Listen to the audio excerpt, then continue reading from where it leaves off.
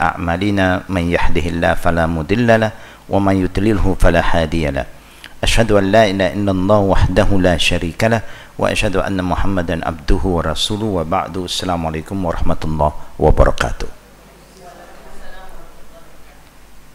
Alhamdulillah, all praise due to Allah Rabbul Alamin for His blessing, His guidance, His mercy, and all the risk that Allah have been providing for all of us since the day we are in our mother's womb until today. And Allah still keep on providing for all of us until we meet Him, inshallah. When the rizqi is cut off, that means we know it's time for us to go home. That's how it goes. When the rizqi is off, that means the sign we are going back to Allah Rabbul Alamin. May Allah Rabbul Alamin shower His blessing upon His beloved prophets, from Adam to Noah to Abraham to Moses to Jesus to Prophet Muhammad sallallahu alaihi wasallam, who was sent as a mercy for the world, not only for us but even for the environment, for the animals, Muslim, not yet Muslim. For the not yet Muslim, the Prophet is here to invite them to believe in Allah, so that they will be blessed by Allah in this life and the hereafter. For those who are Muslim, the Prophet ﷺ is here to remind us how to be a good practicing Muslim. We are Muslim, but a lot of people are just Muslim by name, Muslim by tradition, but they don't really do what they had to do as a Muslim.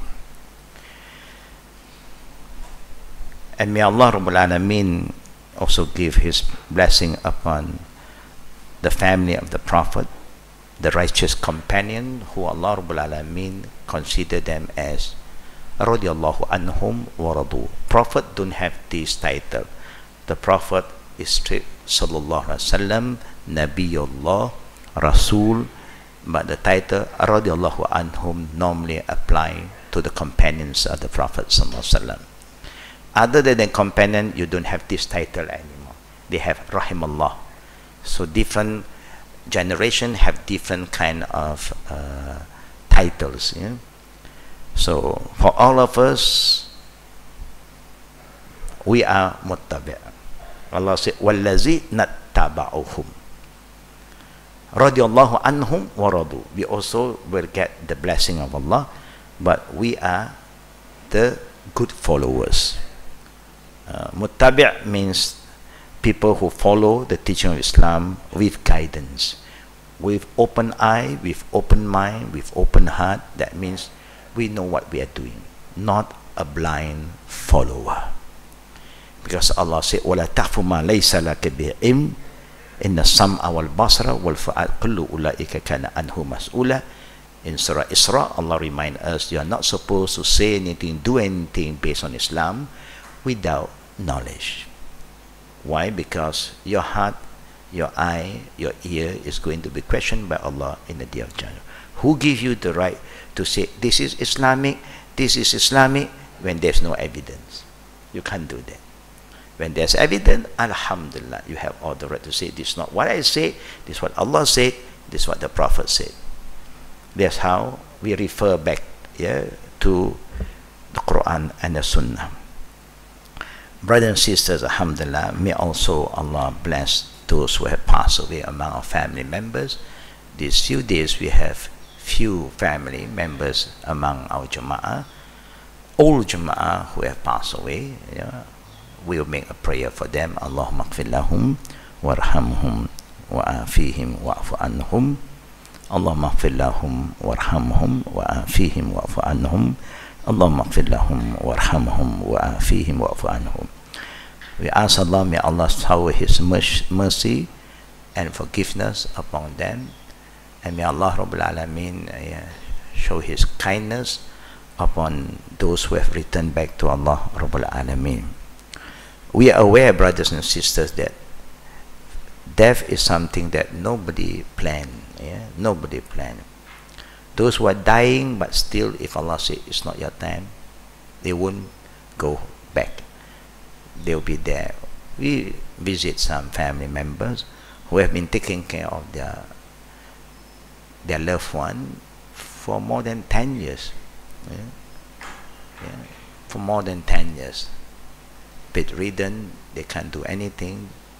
But Alhamdulillah, it's a great test for those who are living. When you are not well, it's a great test, for those who are healthy. But Allah reward us in a very unique way. For those who have patience to take care of their parent especially, there's a lot of reward from Allah Rabbul Alamin. Why? Because of the patience, the sabr we have.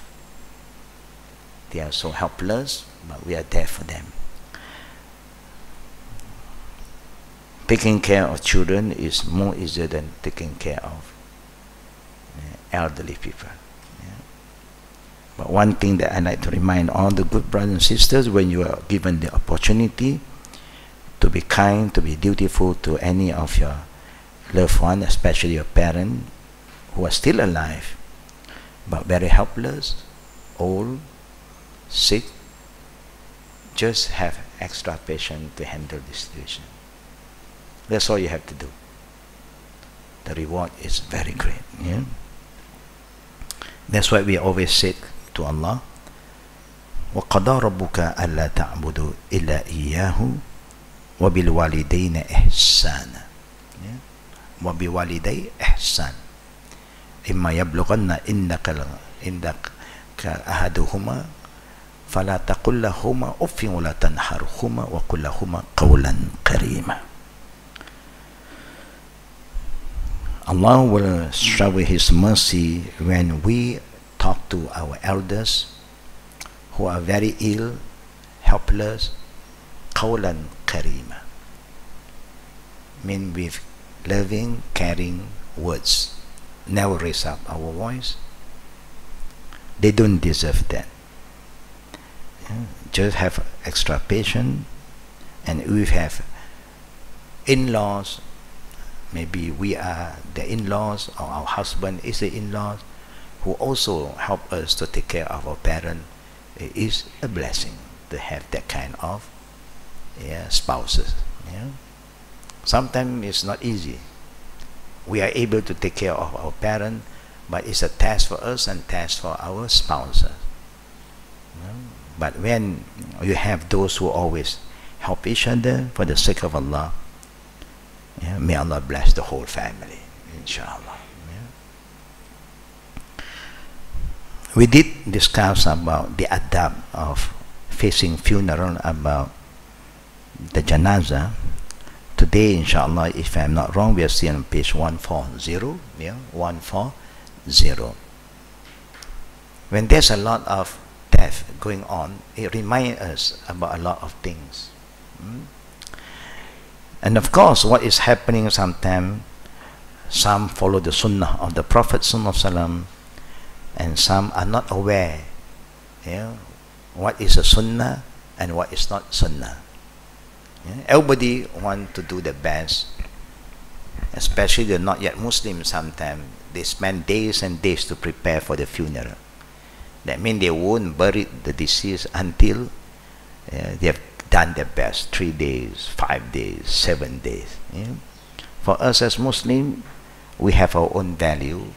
The Prophet ﷺ reminds us to be hastened when there's a funeral. Wash the body, you dress up the body, coffin, carry the body, pray for the deceased, and then everything ready.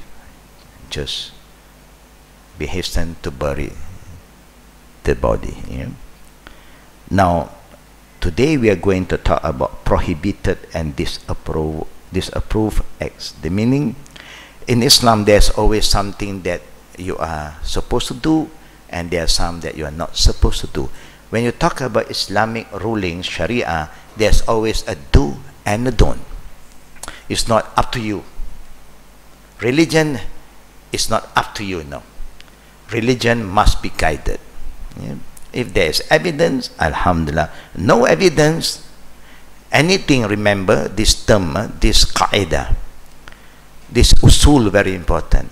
Anything related to religion, when you say religion, religious ritual, when there's no evidence, don't do. Even you have good intention. don't do. Because religion don't belong to us, belong to Allah. When there's none, you stop there. But at that tradition, you can do, no problem.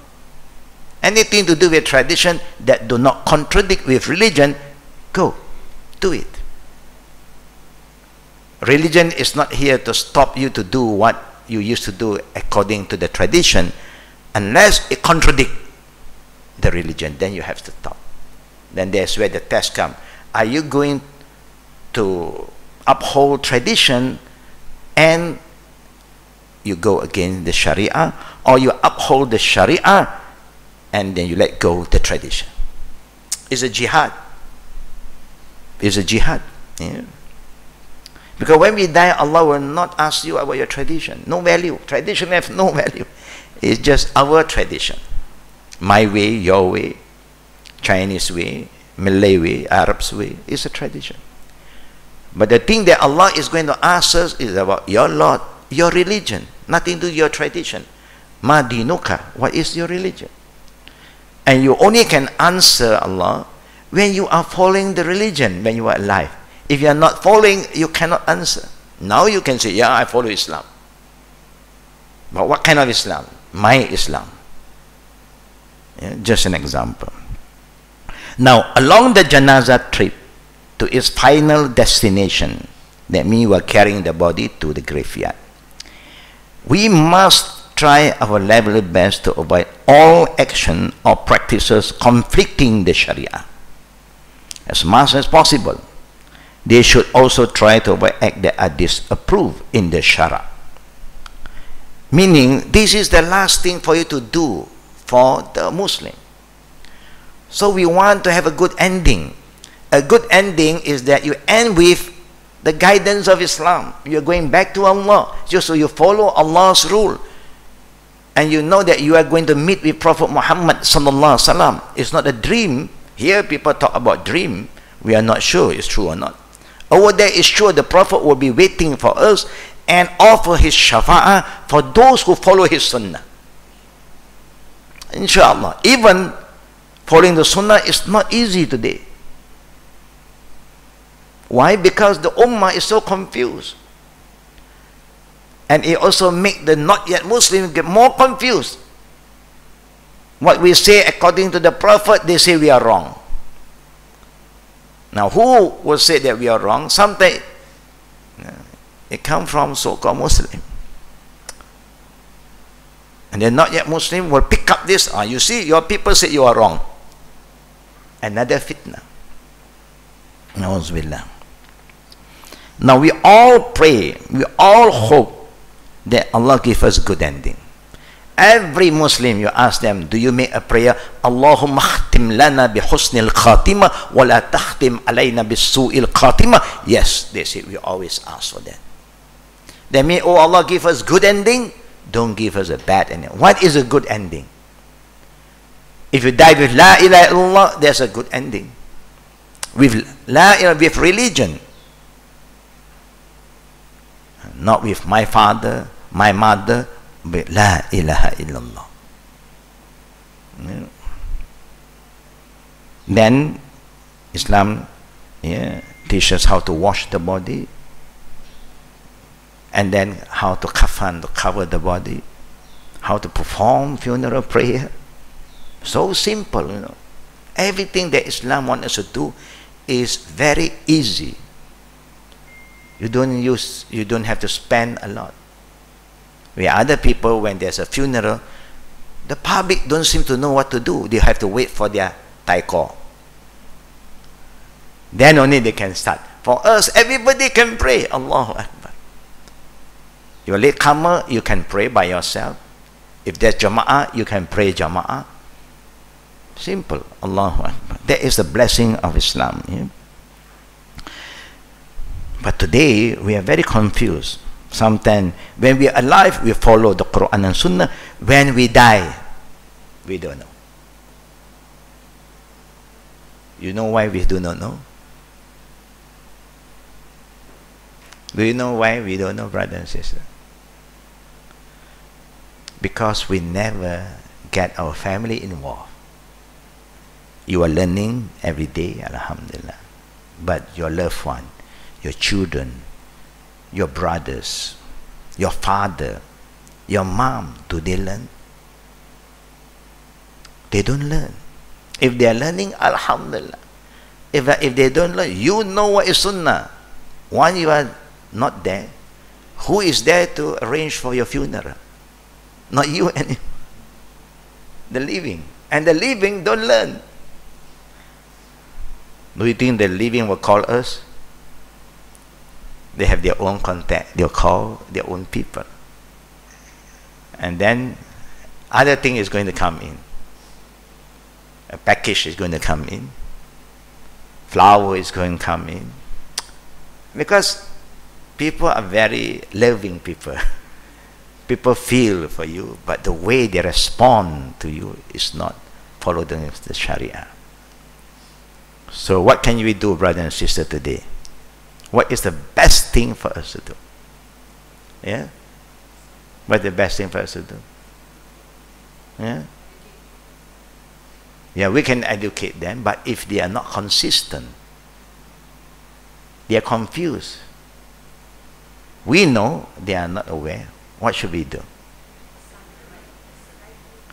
Yeah, the best thing, I think, yeah, the majority of us still honor your will, your wasiat. So far. People don't argue. Wasiat, arwah. Oh, okay. If no wasiat, no. This is my family, this is my daughter, this is my son. Who are you to come and tell us what to do and what not to do? I had that experience before. It's not that people who don't learn, people who learn. People who attend our class. People who knows me. And when some member of the family passed away, so the immediate family called me, but the parent who also was learning before suddenly have a different stand. Allah tests them. Allah tests us. You have knowledge, but when something happens, do you act according to the knowledge you have, or you go back to tradition? And this is where the challenge. And this is real. I'm telling you this because I experienced that before. And it's very sad because when we are alive, everybody is talking about we want to follow the sunnah and we are following. But when something happens, when we want to implement the sunnah, they said, no, I want you to follow the normal way, the traditional way. Today, Muslims now say, what is the sunnah? Hardly people ask us, following the sunnah, how do we go about it? People don't know. They just, apa yang orang buat? What normally people do. You see? You see what is happening to us? Yeah. It's a slap to our face. When we are alive, we talk about sunnah. When we are dead, yeah, the ending is not good. But lately, alhamdulillah, a few funerals that I was witnessing, they make it very fast. Even at night, they move. They don't care. If the graveyard are ready to be buried at night, they would go on. Alhamdulillah. No more sentiment. Wait for fulan. Wait for this. Wait for that. No. Death don't wait for us. No, by the time you come, you have to come. What is not allowed? Wailing and fire. It is prohibited, meaning it is not allowed, haram, to accompany a janazah with loud voices, crying, wailing, yeah, sounds or music, of course. That's not our culture. Some other people, they have that. Because they thought that it's not good to make people sad.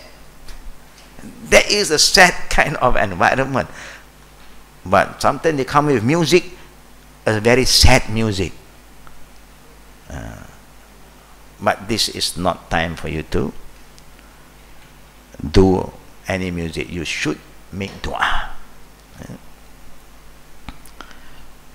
It is also prohibited to accompany it with burning torches or incense. Even you want to hold something with a good intention to make sure that the environment smells good, but the Prophet said no. Normally we say kemenyan and all these things, I don't know where the word comes, kemenyan. Kemenyan is a Malay word or is Malay word? Yeah. Anyhow, listen at what companion Abu Hurairah reported, that Prophet Muhammad SAW said, لا تتبع الجنازة بصوت ولا نار. A funeral, a janaza, may not be followed with wailing, sound, or fire. Even at night, you want to walk to the graveyard, you don't use fire. Inshallah, the moon, the star is bright enough. But inshallah, Allah will guide us. Normally, no, that means the Prophet said, don't follow the janaza with that. But if on the ground, when people need light, it's okay. If they don't have all this electricity, it's still okay, but you are not following the janaza with that. Because that's not our way. There's nothing going to show people, see who is coming. Be humble. You are going back to Allah. Ibn Umar radiallahu anhuma reported, Allah's Messenger, Prophet Muhammad sallallahu prohibited following a janazah that is accompanied by a veiler. That means, if you have this kind of people around and they want to do their way, either you stop them or you don't follow them. That's how it goes.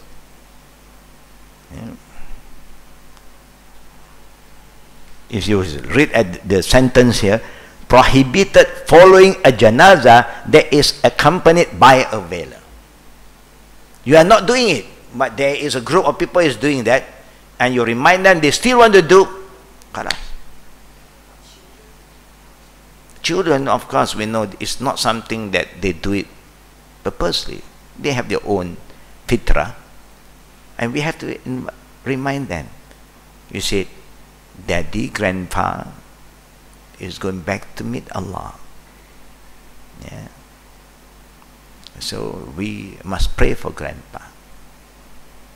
Sometimes you see when you're traveling abroad and your children and grandchildren is there to send you off, they also cry. We miss you. Normally they cry because they miss you. If they don't love you, they don't cry. No feeling at all. Where you want to go, no connection. But when they feel sad, it means they are attached to you.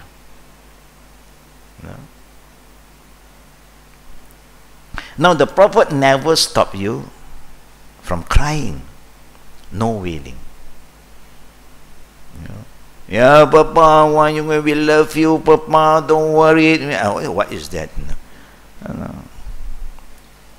You just pray. The Prophet said, Istaghfiru liaqikum, ask Allah to forgive their soul. Abu Burdah rahimallah reported that when Abu Musa radiallahu anhu was at the verge of death, he said, when you take my janazah, walk fast. Asra'u, do not follow me with an incense burner. Do not put in my grave anything that would separate me from the earth. They wanted the body to be in direct contact with the earth, because we are from the dust, we are going back from earth to earth. So that's why if I always remind a lot of brothers who are going for Hajj or Umrah, especially in Medina, don't miss the opportunity to follow the janazah to Baqi', because Masjid Nabawiyah is just beside Baqi', and Baqi' was there since the time of the Prophet until today. 1,000 over years. You see, the market still can accommodate people. How? Yeah, a small place, 1,000 over years, and every day people die, and they can still accommodate because it's very straightforward. No concrete. No. It's direct. Yeah, the body with the earth. So it's good, but female, you are not supposed to follow them. They won't allow. At least the male, your husband, your children, let them experience, let them see by themselves. They have some idea. Oh, this is how, yeah, this is how the Prophet ﷺ wanted us to do. Yeah. It's not that we don't have example. The best example is from Mecca and Medina. You remember when Habil and Qabil, the brothers, is the beginning of mankind. And then they have problem. They start to fight. One have the intention to kill the other don't have the intention. Alhamdulillah. At that time, Allah will judge us based on our intention. And one of the brother was killed. What happened after that? Can you remember? Yeah, yeah.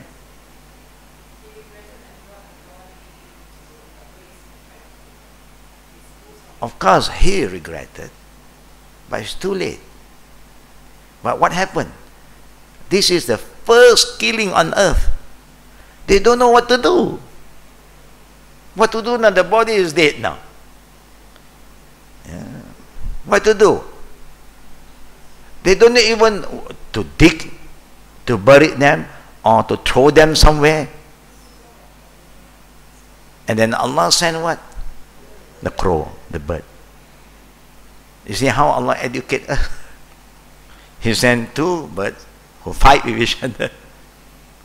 And one kill, and then he start to dig and pull, and then he cover it back. You see, we don't have a lot of knowledge. We thought that we know everything now. And that's why if you go back to the people like the Aborigine, they don't bury their leaders. When their leader died, their Tokbatin passed away, they don't bury them. The Aborigines seem to have one culture. They believe in the wilderness. Let the soul of our leader, yeah, on the move, you know, and then travel. So it's just like the Red Indian in the state. Their culture, they won't bury it. They'll just bring it, yeah, to a high area, and then they do their own prayer and ritual, and they let the body be there. Let the wild bird, the wild animal, anything that will come, and then eat them up, so that their body, their soul is not under, but is flying, is floating. That is their value. We have our own value. Now he said, take my janazah, walk fast, do not follow me with an incense burner, do not put in my grave anything that will separate me from the earth, because I want to have the direct contact with the earth. And do not build anything over my grave. This is the area it's very difficult for us to do.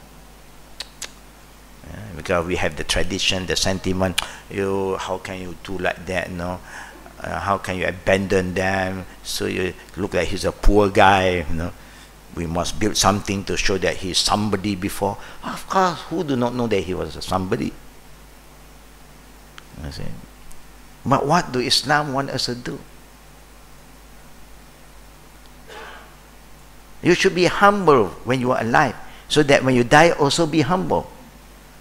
Maybe your parents are very humble when they are alive, but when they are dead, you want to show people that no, they are so great. You know? I did share with you, I think last time. I don't know. I just want. When Alexander the Great passed away, he put a will. The one that might carry my body must be all the doctors specialists, the best doctors must carry my body. And one of my arms should be open out. And then what? To show us that even you have the most learned doctor, no one can save you from death. No one can protect you from death. Even you have all the gold and silver, the wealth, you don't carry it with them. Just some leaders, even they are not yet Muslim, they have this understanding. Do not build anything over my grave. And also be my witness that I disown anyone who shave, will, or tear up her clothes. That means I will not have anything to do with them. There are people who may do some shaving. It's just like they feel that I want to show that I love them. Yeah. It's like mourning kind of thing, but we don't do that. He was asked, did you hear anything in this regard? He replied, yes, I heard it from Allah's Messenger, Prophet Muhammad sallallahu alaihi wasallam. Bin al-As commanded, when I die, let no lamenter or fire accompany me.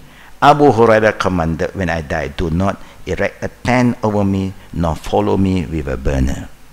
Do not erect a tent over me. But today you have sometimes they have tent just for a while. It's not some you build something and cover. That is not allowed. It's just a shade for a while because day is very hot. Sometimes people are not used to it. For rain, that's okay. But not totally, oh, I want to build something, shade, put some more flower on it. Well, I want to green the grave, You don't need to green the grave. You can green your garden. A grave is a grave. It's not a garden. Yeah?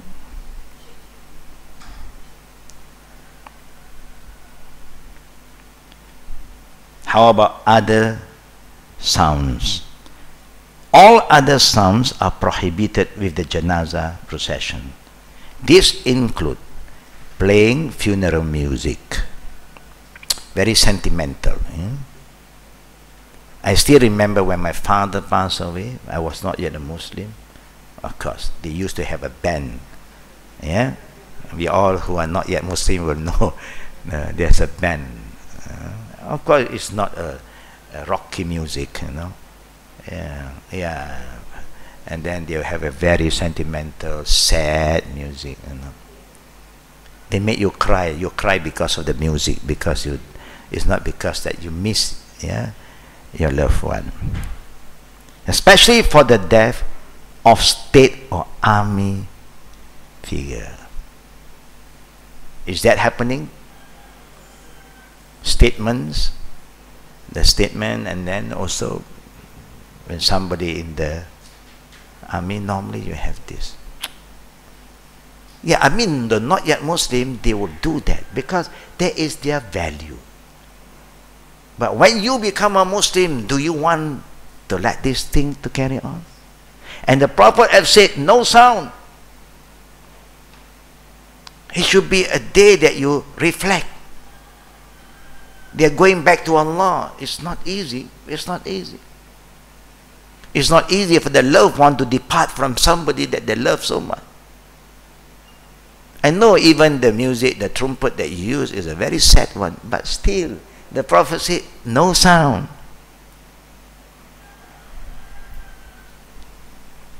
There are some cases, I remember people ask me, when the rombongan coming for the wedding, akad nikah ceremony, suddenly there was a time they came very silently, no sound. They arrived, and then they just went in, and then they welcomed them. The nikah is gone. People comment, this group who come is like a funeral, You should come to the wedding with a lot of pom pom pom, the sound, the horn sound. Allahu Akbar. Even that, you don't have to disturb. People know that you are going to get married. Yeah? Only in the walima ceremony after that, yes, the Prophet did allow you to come on with some kind of duff. Yeah, yeah. And it's done not only among the not yet Muslim, in some Muslim country, in imitation of the disbeliever. This is indeed a great act of going disobedient to Allah and disrespect to both the dead and the living. So this is something that the best thing for us to do. You know you are somebody, and normally there is a kind of tradition going on that if you are somebody, if you die, then a group of people is ready to come already to show that they know you are somebody, so they want to offer their services.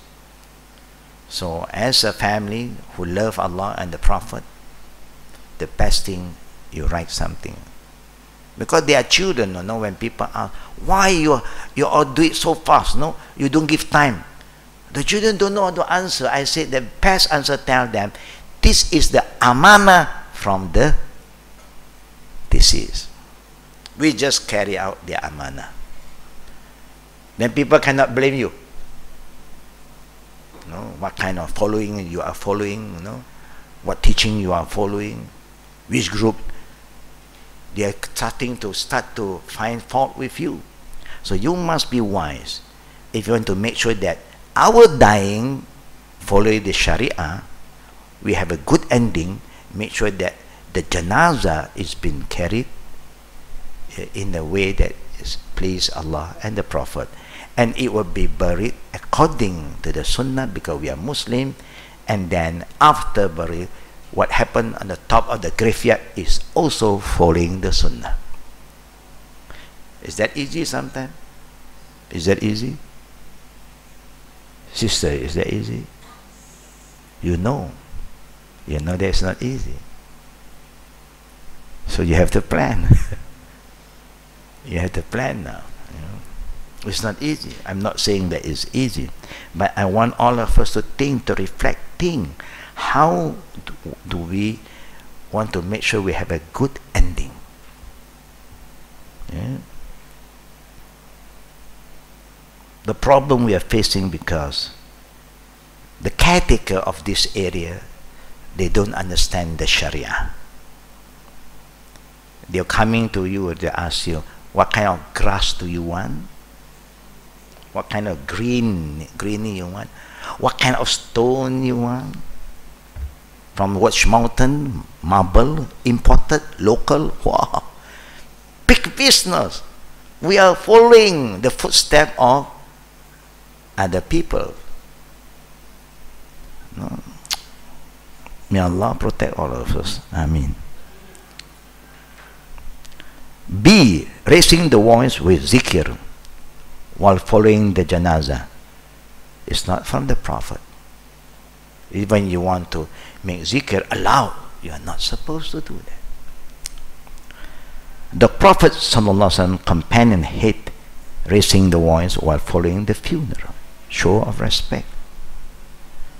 This action also is an imitation to the other believers who accompany their funeral with long and sad recitation of verses from whatever book that they believe, mantra and so on. Yeah. C. Raising the voice with recitation of the Quran, often using loudspeaker in the street and over minaret. We may don't want to use other book, but we may recite the Quran. And today you have graveyard that recite Quran every day.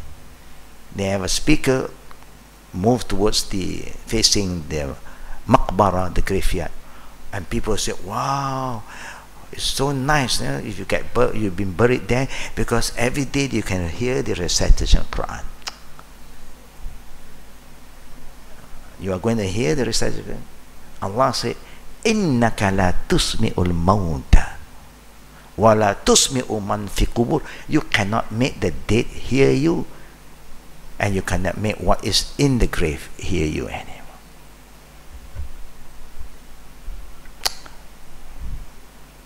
Azan, just said azan. Can you make azan for all prayer? It's a ritual. Azan is a ritual. Azan only applies for fardu prayer. That's why there's no azan for funeral prayer. But it's a good thing. You are calling people, hayya ala salah, but because that is not been taught by Prophet Muhammad. Do you call azan for Eid prayer, Eid al-Fitr, Eid al-Adha? No, even it's a good call. You don't do when there is no guidance. Example, Imam An-Nawawi rahimahullah said, Imam Nawawi is one of the great scholars who follow Imam Shafi'i's teaching. He said, know well that the correct and acceptable approach is that which was followed by the Salaf. Sometimes when we talk about Salaf, we don't like. But these are great scholars. They are just relating to us. The Salaf are those who are pioneer. It go back to the Sahaba, the Tabi'in, Tabi'in, the 3 generations that the Prophet named them. Khairun nas qarni thumma allazina yalunahum thumma allazina yaluna. The best generation are those who live in my time, then after that, then after that. And these are known as the Salaf. If you don't want to follow, then it's up to you. According to all the Salaf, they walk silently with a janazah. The voices may not be raised even with reciting Quran and making zikr. The wisdom behind that is obvious. It allows one thought to be composed and enable him to ponder over matters related to janazah. If somebody's janazah is not following the Sharia, what should you think? What is your thinking at that time? Do you feel good? Do you feel confused? Yes. Then what are you planning after that? Do you learn something from that? Yes, I hope that this thing don't happen to me when I die. And that's why the Prophet said in Sahih Bukhari, Innal mayyita la yu'azzibu bi bukai ahlihi alayh. The one who died, when you put him in the grave, will be tortured, punished by Allah. Because what the living is doing, you have seen that, you know what the people is doing, but you did not stop them. You cannot stop those who are, you have no authority. But now this is your life, your future. You must remind your family member, if I die, this no, this no, this no, this no. You know what is happening. You have been sending the janazah. You have been following the janazah. And you say nothing. You don't like, but you don't inform them. And that's why you will be punished for their wrongdoing. So people may say, no, that is not fair. Allah said in the Quran, وَأَلَيْسَ لِلْإِنسَانِ إِلَّا مَا سَعَى. Meaning, you will not be responsible except what you do. How can people who are living crying and you are tortured inside? It's not relevant, it's not fair. Another Quran ayat in Surah Al-Isra, Allah said, وَلَا تَزِرُ وَازِرَةٌ وِزْرَ أُخْرَى. You will not carry the burden, the sin of other people. You will be responsible upon your own sin. Correct? Then how about this hadith is authentic from Bukhari? Contradict? No. It is your deeds. You allowed that to happen. You have witnesses the funeral when you were alive, when you are following some funeral, you see all this thing that is being going on. You know that this is wrong. You cannot stop them because that is not yours. At least you must go home, call your family member, talk to your children, my son, my father, my mom, my husband, my wife, my daughter. If anything happened to me, please don't allow this thing to happen. This is my humble wasiyat. Write it down. So the people don't blame all of you. Let me face them. How can they face me? Khalas, I'm going back to Allah. If they're not happy, call them to wait when they see Allah, and then they can ask. That's how we do things. That is how we plan for our good ending. I know this is very sensitive, very sentimental. Everybody mean well, they want to do something, but if you really love the deceased, whatever he want you to do, whatever he have taught you the good thing, you do it. Yeah.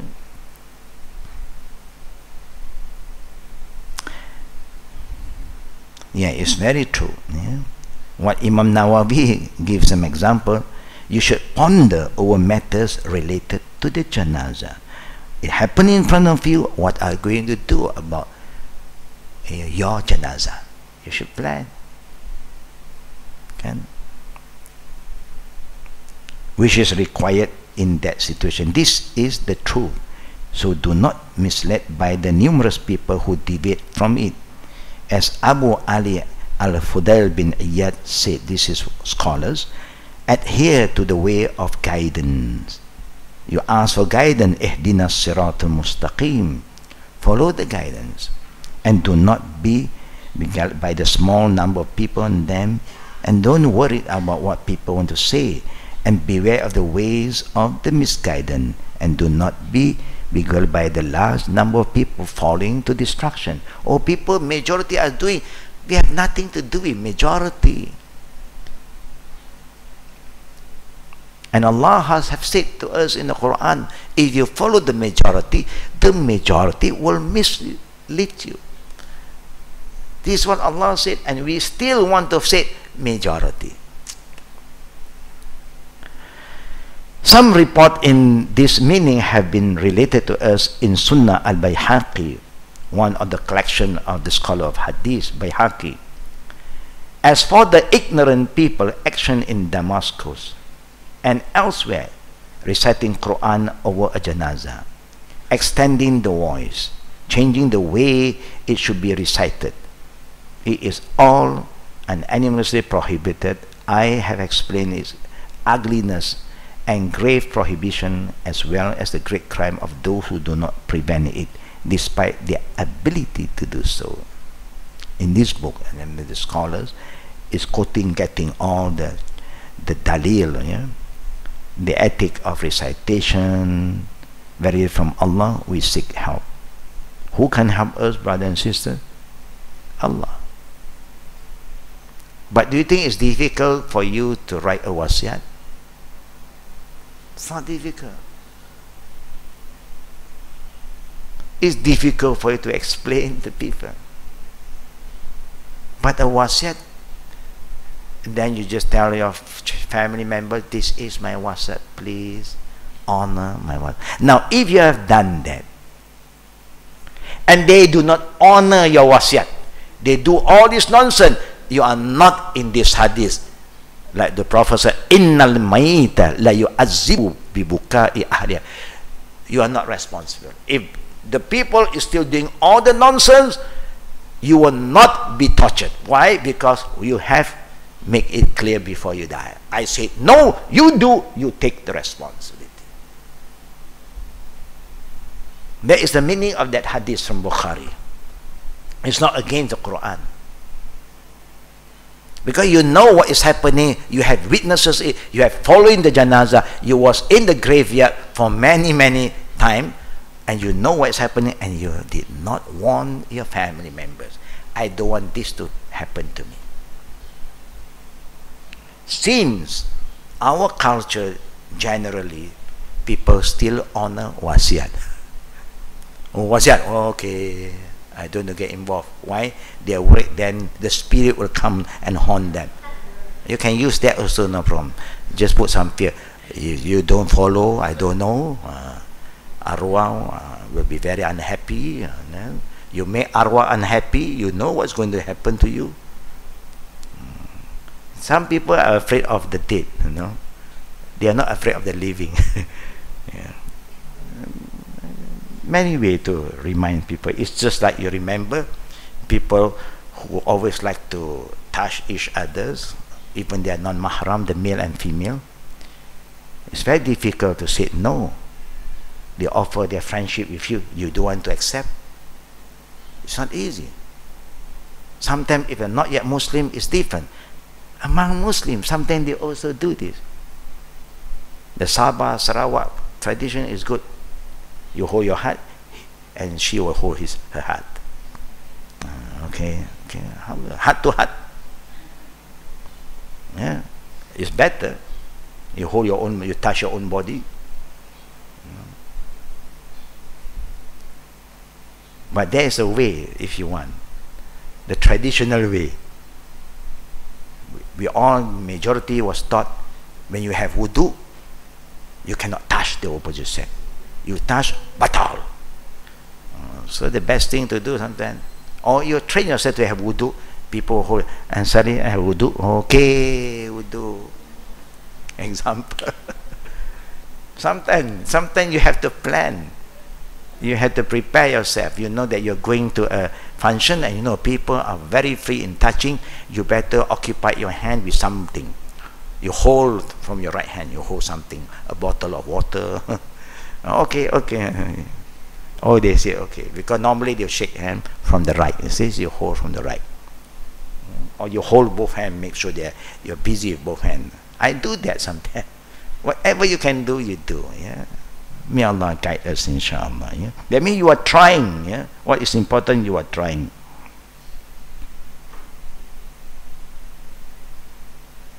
Now this is very important. Woman walking with the janazah.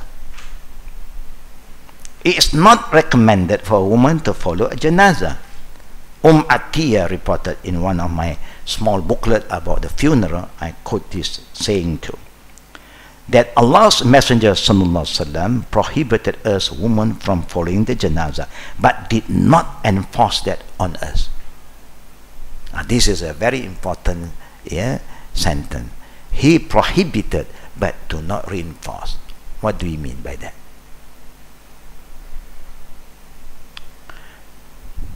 And how did Atiyah say that? How can she came out with this word? Yeah, to say the Prophet prohibit, but then did not enforce that on us. Normally, you follow the janazah. Means the janazah will reach the graveyard before you. So the woman will follow until the graveyard. Like what we do today, most of us, we Malaysians are very open for this. But you go to Pakistan, India, and other country, no way. They have a big sign at the gate of the graveyard.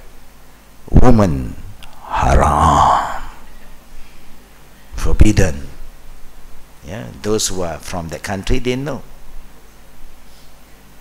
No way, don't come in. The caretaker will just scream at you, haram, haram. If you can't hear them, they'll come after you. No way, say, no, it's called my family, father, husband, haram. Are you a woman? Unless you dress like a man, then. The reason the Atiyah said that the Prophet prohibited us women from following the janazah, but did not enforce them on us. This is a very interesting hadith.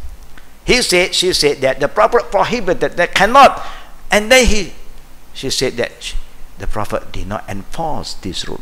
Meaning, there are some funeral that the woman follow until the graveyard.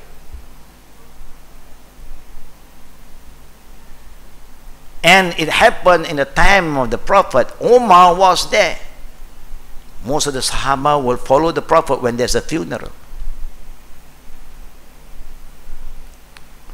Now, what I want to show you, brother and sister, who is Prophet Muhammad to us? He's the best leader. He is the head. Yeah. He is the leader to the ummah, not only a prophet. Today, a leader can be a what? Imam. It can be a minister, a leader. It can be a king. Leaders. When any of the ummah pass away, the Prophet always participate. If he is aware. He never said, whose Maya is that? Oh, he's nobody. I'm sorry, I don't have to go. Because he's nobody. Oh, he's somebody. I will be there.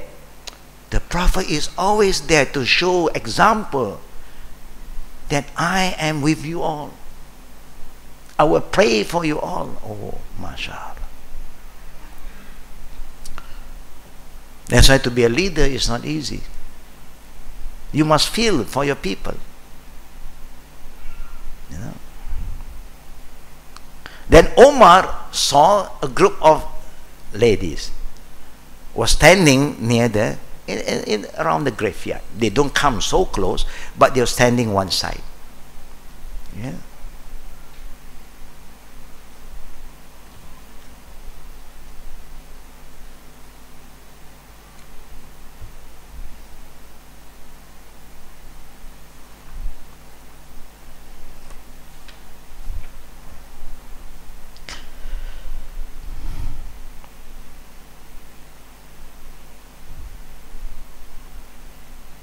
Then we know who is Omar. Omar is a man who reinforced anything the Prophet said.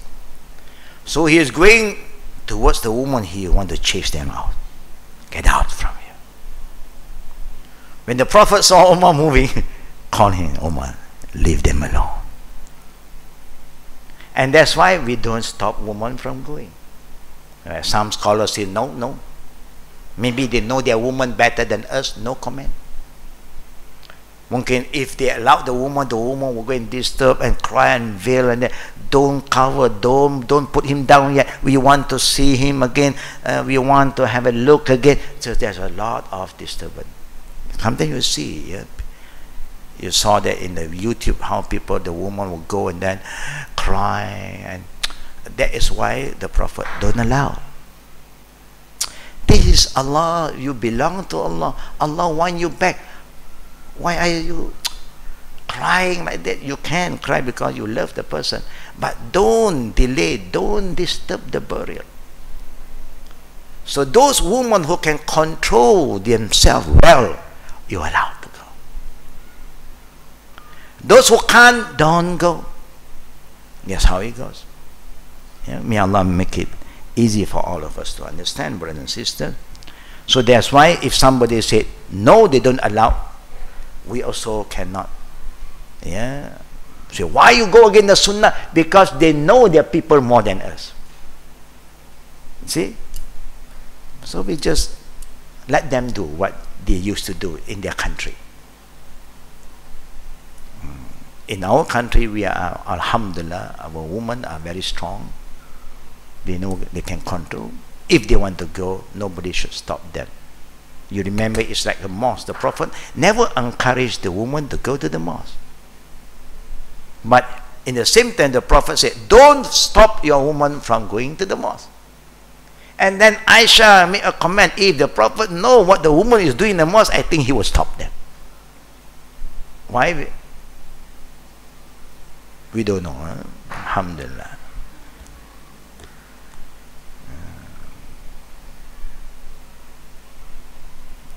Their fitrah, women have their own fitrah, you know.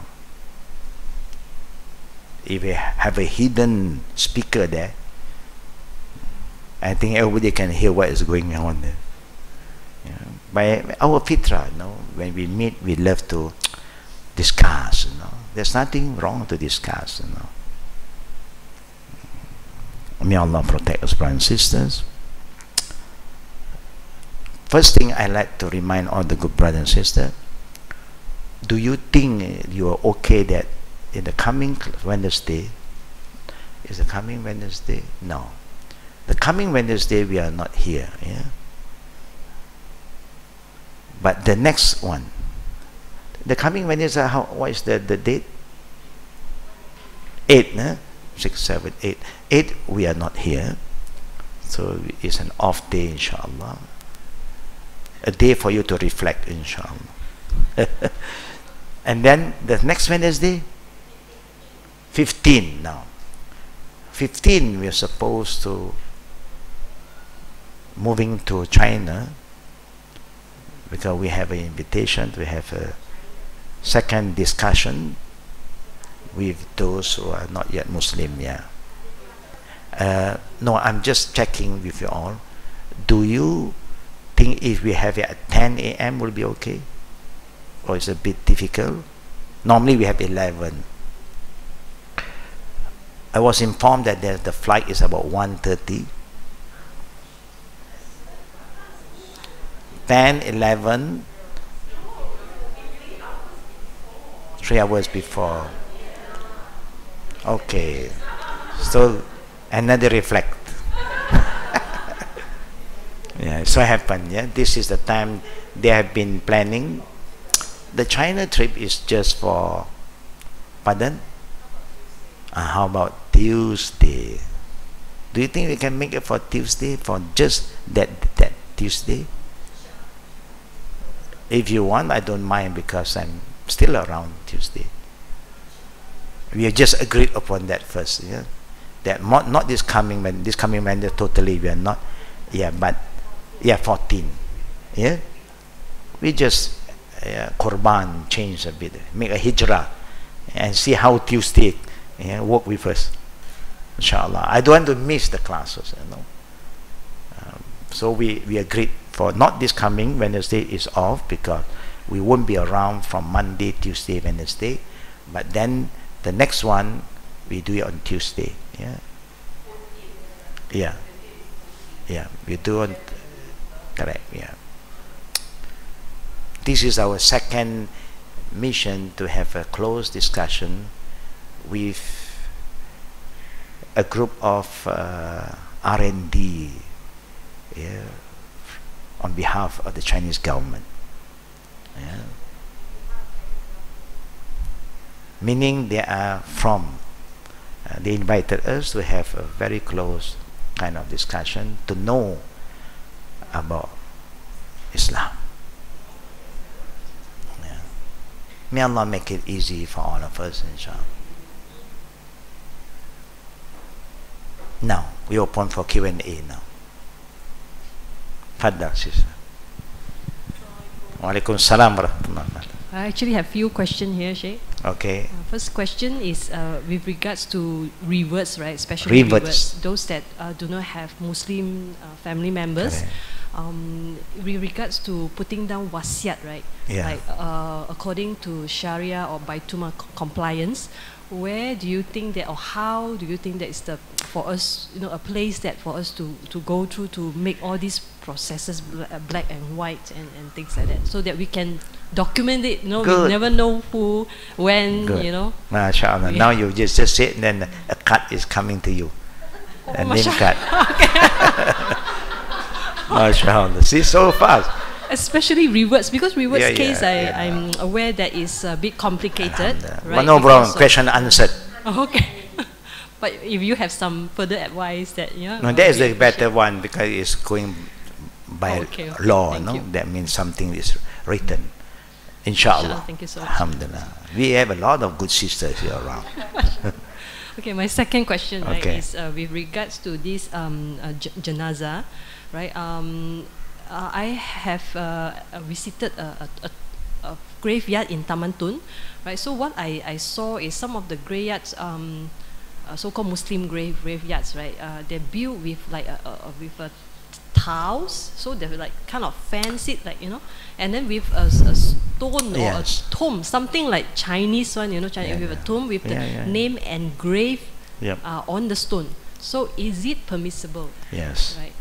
I think if you try to read this book, then you will find out what you are allowed, what you are not allowed to do. Yeah. The Prophet don't like you to build anything concrete. This is not your land. It's purely waqaf land. Anybody can come later and they push aside and they'll dig the hole again, the same hole, and there's some thing left behind, the bone, the tailbone, they'll just push one corner, the next body coming in. Then how can we, like the family members, know that this is the grave? No problem. That means there is a stone, a small sign. Now they go by numbers, alhamdulillah. Make it easier. You have the numbers. So no need to engrave the name, you know. You know their name, one. Give them numbers. People love numbers. So number is permissible. It's easier. It's just an indication. By right, you don't even need to. But normal people just want to guide you so you know, where your so and so was buried. No problem. This is just a sign. Okay. Okay. Last but not least, my other question. Okay. Okay, is this is happening to one of the sister, right? So she have a stage 4 cancer a few months ago, 6 months ago. So when during her almost last breath in the hospital, right? So some ustads came, some family members, some very close friends, and sit next by her and recite Yasin before the last breath. So recite Yasin, Yasin, Yasin, and some of the sisters also keep saying that you say La ilaha illallah, La ilaha illallah. They just keep reciting. So when I see this situation, it's like she almost having her last breath, right? So what is the best here for her to do? Listen, recite La ilaha illallah, or listen to people reciting Yasin for her? You know, it's kind of. I feel sad. You know what's happening. Now this one. Is she or he a Muslim? Yes, a Muslim. Just say La ilaha illallah. Just say La ilaha illallah. Easy, simple, and that is what the Prophet wants us to do. Laqinu mautakum la ilaha illallah. This is what the Prophet said. Laqinu mautakum la ilaha illallah. Your people in that state, they don't want a lot of recitation sound anymore. What they need, they have the peace environment, and La ilaha illallah is so simple. Just do that. Yeah. Any last question? Other than that, Fadda, sister. Fadda. Yeah, I just wanted to find out if we know the kan kita ikut jenazah ke grave kan kita dapat pahala kan. So if we follow, but we know, we suspect that when they go to the grave, they will not follow the sunnah punya kan procedure. So should we follow, or we just follow and then we go off? Because we don't want to approve of. Yeah, you just follow until when they have buried the funeral, the deceased, then you can take off. Yeah, you can excuse yourself. Actually, you have done your duty. Yeah, alhamdulillah. So may Allah make it easy, brothers and sisters. I know maybe there are a lot of questions today. I was giving some reminder. Urgently, I have to stop at 12:20, and then I may be ready to move to the airport. I have some conference going on overseas. Pray for our journey, inshallah. And I know there's something that I would like to discuss, but time do not permit today. We will discuss when we meet again. So please reflect what I just said. When you are following, when you see what's happening, what is our next step of action? What do we do now? Will, the sister is there to help, inshallah. وبالله توفيقي والعقيدة دعوانا سبحانك اللهم وبحمدك أشهد أن لا إله إلا أنت أستغفرك وأتوب إليك. السلام عليكم ورحمة الله وبركاته.